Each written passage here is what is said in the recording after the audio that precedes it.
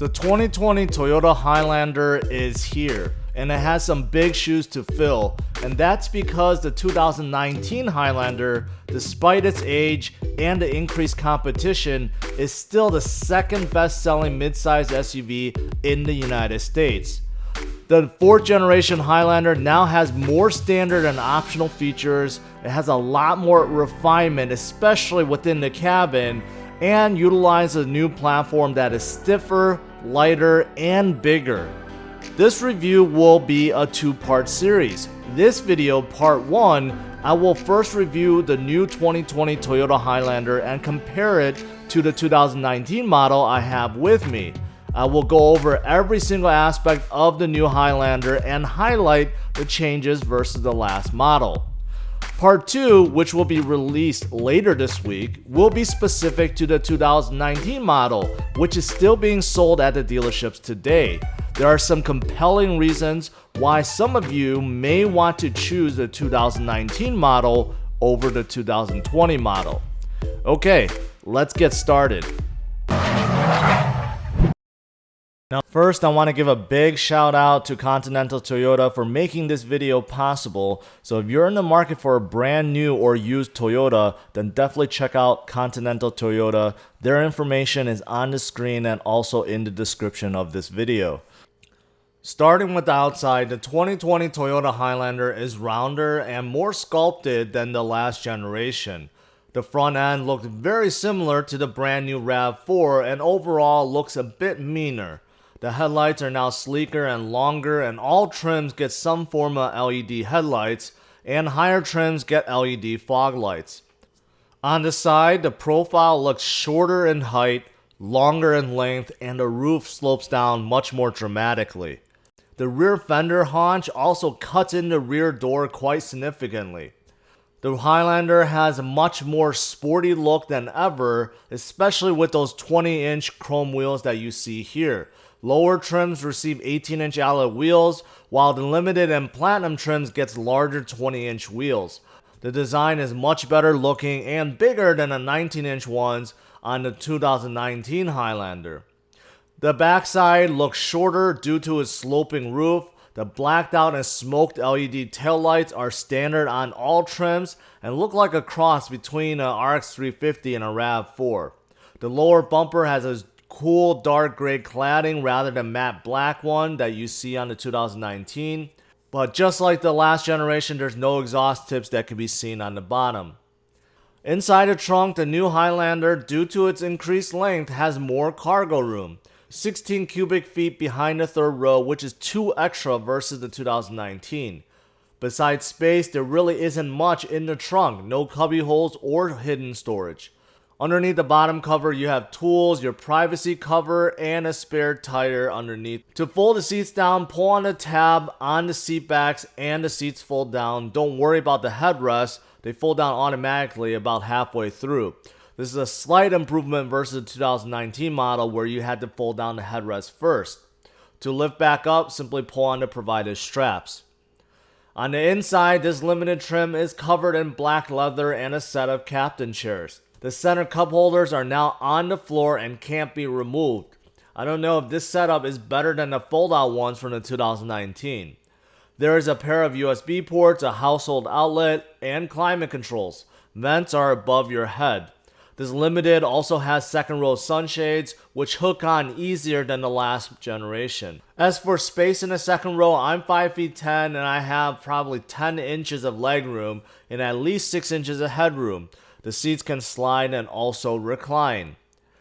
To get in the third row, kids can slide in between the captain chairs while adults will have to fold forward the second row. The third row is not a comfortable place, and the second row needs to be moved forward for any usable legroom. The seats are also low to the ground and it's just uncomfortable. Besides a couple cup holders at each side and vents above, there really isn't anything else back here. Up front, the door panels, dash, center console, armrests have all been completely redesigned and it looks much more upscale than the last generation. All hard plastic is gone and the use of gray, aluminum, and black pieces together simply look great. Here's a quick look at the 2019 model versus the 2020 model. The steering wheel has been revised, although it's still not as modern or sporty looking as others in this class. It does have good thickness and the leather feels okay. Buttons on the right controls the safety features and adaptive cruise control, also the mode and forward and backwards for music. Left buttons controls the info screen in the gauge cluster and the music volume and voice control. Lower trims receive a 4.2-inch info display, while higher trims receive a 7-inch info display, which you see here. The Platinum also receives a 10-inch heads-up display that is completely new for the Highlander. The graphical interface on this 7-inch looks modern and it's easy to scroll through the various items. On the left side, you have some buttons for the auto high beam, power tailgate, heated steering wheel, and also the new 360 view camera, which is optional on the Limited but standard on the Platinum. It is a very cool system and it is shared with the Lexus brand.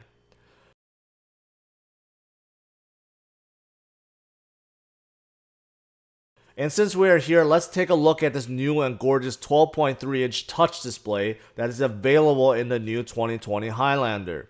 When you opt for this system, you also get included a 1200-watt JBL audio system. Apple CarPlay Android Auto is now standard along with Wi-Fi and Alexa voice commands. When you throw the car in reverse, you have this large and high-resolution view of the rear and a 360 view of what's around you.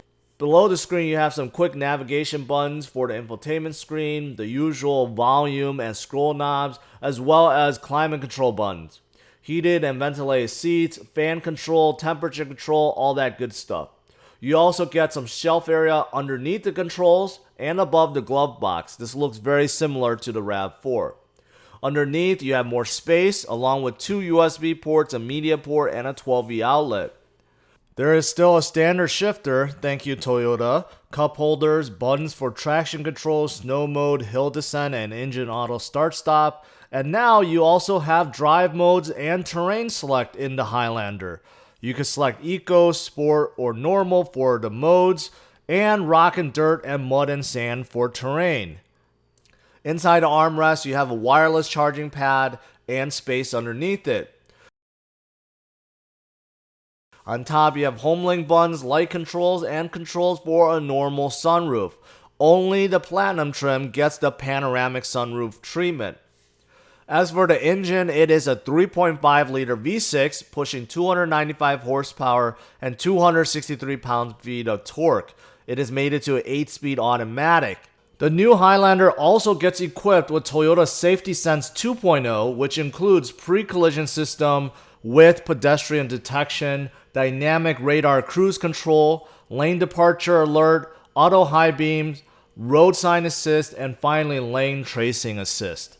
Now I'm behind the wheel of the 2020 Toyota Highlander. Let's see how this is on the road and how it compares to the 2019 that I just drove. All right, I'm underway. So first impression is this does not feel like it's the same class of car. This 2020 Limited trim feels like it's tens of thousands of dollars more than the 2019 that I just got done driving and reviewing. I mean, the inside cabin looks so elegant, so modern. This screen is super high res, really responsive. Everything in here just looks light years better. Light years better. It does not feel like the two SUVs are in the same class. It really doesn't. I really dig this infotainment screen. Now, on this limited edition, this is an optional feature, about $1,000 more, upgrades the JBL speakers, and this adds on the 360 bird's eye view, which is really cool. Now, this is fantastic.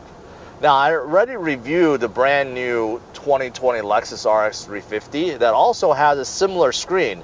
Now, this placement is so much better. It's closer to your hands. You can reach everything very easily. So it's better. It's better than the one that's in the Lexus setup. And in my opinion, because of this glossiness, I feel like this is brighter too. So I do like this a lot better. And compared to the 2019, this blows it away. It doesn't even compare. Now, what about quietness? One thing that stood out right away in the 2019 that I just drove is how quiet it is. I felt like the engine was well insulated, or at least under the hood was. No exhaust noise, road noise, there was none. Wind noise, minimal, except there was a little bit creeping through the window. I feel like the insulation might have gotten loose or something. This is very similar. In fact, it's better. It's really quiet in here, really quiet. And that slight wind noise that I was hearing from the 2019, I don't hear in this 2020. I mean, insulation in here is, I feel like, better than the previous generation. It is overall quieter. The seating position, driving position, visibility compared to the last generation, I would say it's similar.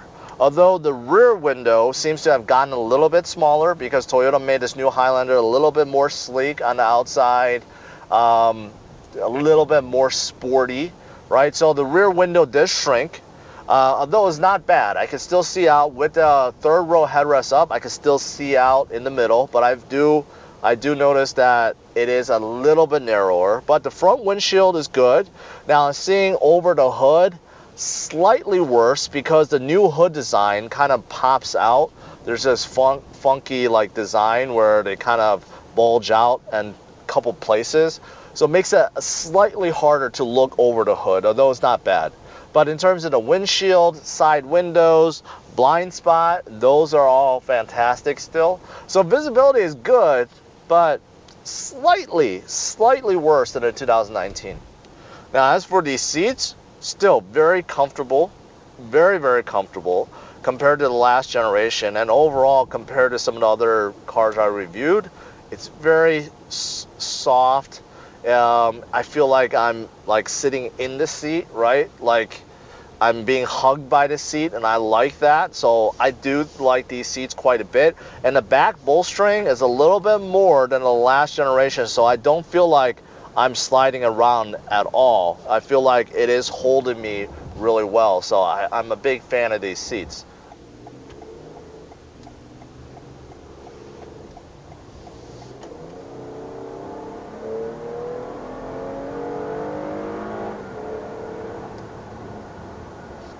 I don't know the official numbers, but I felt like 0 to 60 with this 2020 felt slower than the 2019. Now, it could be the gear I was in, but I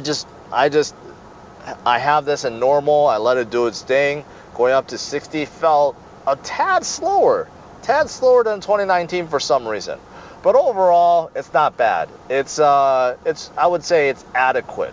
It doesn't feel quick. It doesn't feel slow. It's right in between. But it's strange, and it feels slightly slower than the 2019.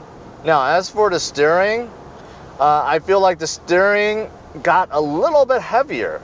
Now, I was really surprised by the 2019 model because I had previous Highlanders and they were soft. The steering was very soft and light. 2019 one actually had a good heft to it. This one feels like it has even a tad more heft than the 2019 model, which is good. I actually feel like this is giving me more of a sporty feel, sporty drive. And I like that. Now, in terms of play, I feel like it's also been improved, which means precision is better. So when I do this, I can feel it a tad more, a little bit better than the 2019. So overall, I think the steering has improved. Is it one of the best steering I've tested? No, there are others that felt a lot more precise and some that felt more heavy and precise, but this is in the middle of the pack. And as for the suspension right now, I'm on a bumpy freeway. I showed you guys in 2019. I feel like the suspension got better. This is not nearly as bumpy or rattly as the 2019 model. So I do feel like the suspension is better. Toyota definitely improved upon it. Brakes also feel pretty good. Brakes feel actually normal, just like the 2019. They stop when you expect them to. It doesn't catch on early or late, and it's not mushy, so brakes are good.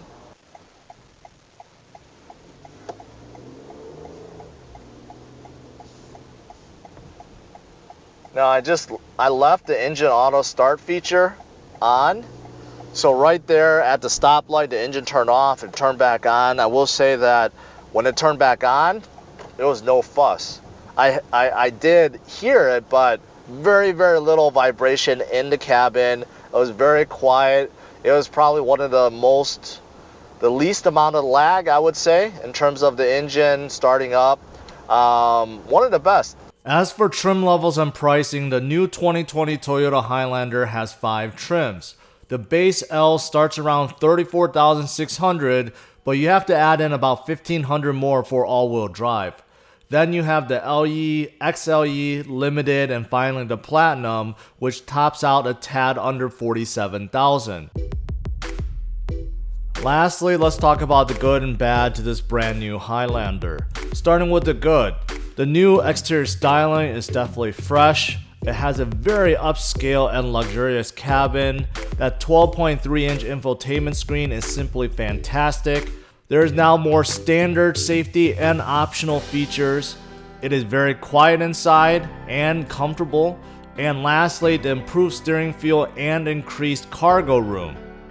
Now, as for the bad, there are a few things. Some features are only available on the Platinum trim, such as heads-up display and panoramic sunroof. Cup holders in the second row makes access to the third row harder. There's small third row room. And lastly, the engine, transmission, miles per gallon, acceleration is the same as the last model. Overall, I'm giving this brand new Highlander a score of 98. And if you want to see how this compares to its peers, then check out driversonlyrankings.com. Thanks for watching this, guys. Make sure you hit the like and subscribe to the channel and check out some of these other videos.